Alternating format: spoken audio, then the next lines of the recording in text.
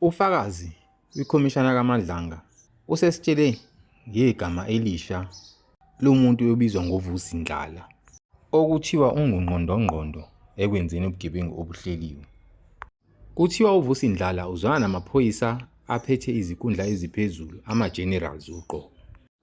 UVusi Ndlala ufaniswa noBrown Mokgotsi indlela asebenza ngayo. Kuthiwa le nsizwa ikhokhela amaphoyisa, ikhokhele izimantshi ukuze basebenzisane nabo kubugebengu obuhleliwe. Kuthiwa le nsizwa ize ihlanganise yenze amaphathi impela amakhulu kugcwale wona amaphoyisa aphethe izikhundla eziphezulu.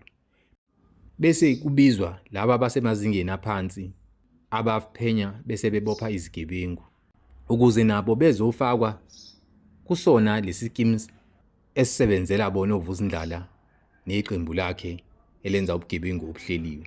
Siyizwe kumele simbonge uGerald Nhlanhla Mkhwanazi ngokusivezela lezi ndaba ezingaka ezenzekayo ezweni, ngoba ngaphandle kwakhe ziningi izinto engabasizazi.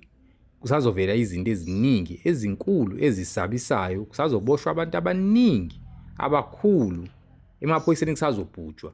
Kahle kahle emaphoyiseni ngathi kumele liqalwe phansi nje i-SAPS, amajaji kubi, kuyabhutshwa kubi, angiyazi into eyenzeka eNingizimu Afrika.